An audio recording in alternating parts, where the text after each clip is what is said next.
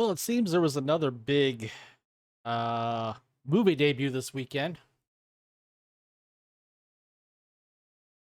That would be the Miles Morales movie. Spider-Man Across the Spider-Verse had a huge domestic debut of 120.5 million this weekend. It's the second biggest opening weekend of the year, only behind Super Mario Brothers with 146 million, and it was the third biggest opening for any Spider-Man movie. Um yeah, I said that right. God, had a brain fart for a second. So yeah, it was the third biggest opening weekend for any Spider-Man film. That goes back to the Tobey Maguire movies. Wow.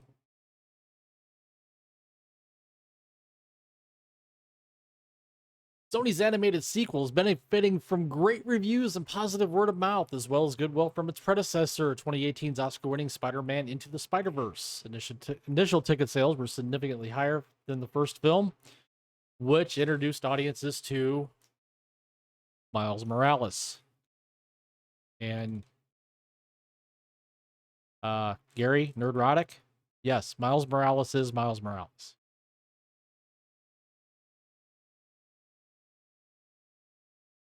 And the idea that anyone could wear a mask and opened at just 35.5 million. But it proved to have enduring appeal and stuck around in theaters for a while, ending its run with 190 million in North America and 384 million globally.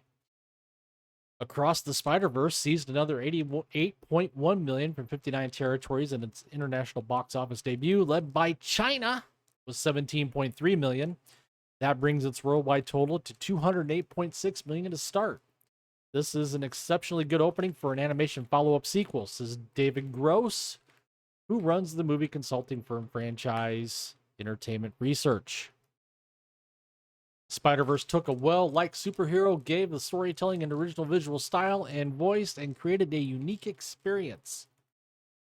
Joaquim Dos Santos, Kemp Powers, and Justin K. Thompson directed the PG-rated Across the Spider-Verse, which cost 100 million. Story follows Miles and Gwen Stacy, aka Spider-Woman, as they attempt to save the fellow Spider people from the villain who goes by the name The Spot. Shamik Moore and Haley Steinfeld return to voice Miles and Gwen, while the rest of the voice cast includes Brian Tyree Henry, Issa Rae, Jason Schwartzman, Daniel Kaluuya. I'm sure I butchered that one, and Oscar Isaac. Audiences awarded the film an A cinema score, while critics bestowed it with a 95% average on Rotten Tomatoes. Other than Disney's Guardians of the Galaxy Volume 3, it's been a minute since a superhero movie has received that kind of praise. Well, I can tell you, this is a Sony deal. This is not Marvel. This is Sony. So,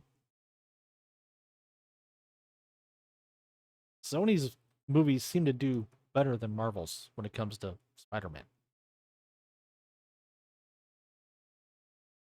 Across the Spider-Verse took the number one spot, but it wasn't the only newcomer to the box office charts. Disney in 20th Century's The Boogeyman, adapted from Stephen King's short story of the same name, opened in third place with 12.3 million from 3,205 theaters. The horror story added 7.7 million to the international box office, bringing its weekend total to 20 million worldwide. Now let's get to the fun part, shall we? I'm going to skip down here to the Disney's Little Mermaid. Ariel. Disney's Little Mermaid remake starring Halle Bailey as Ariel and Melissa McCarthy as Ursula slid to number 2 with 40.6 million from 4,320 venues in its second weekend. That's 57% decline for its debut.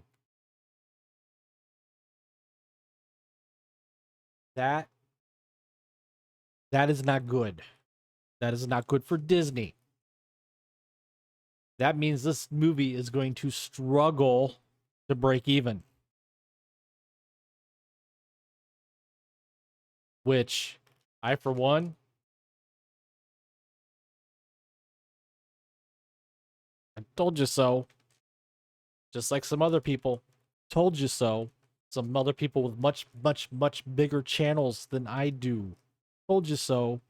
Other people that have access to more information than I do. Told you so. So far, Little Mermaid has grossed 186 million in North America. Overseas, the Under the Sea Tale has collected 42 million, which brings its international tally to 140 million and its worldwide total to 326 million. Now, for a movie that has the budget that this has, this is my opinion and my opinion alone, but The Little Mermaid is going to struggle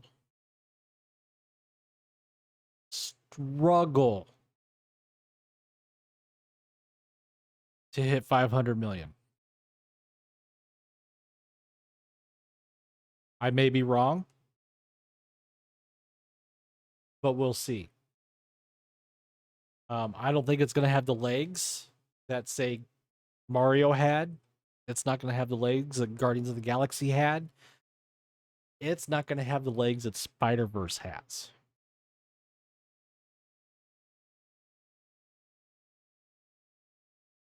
Disney accounted for 3 movies in the top 5.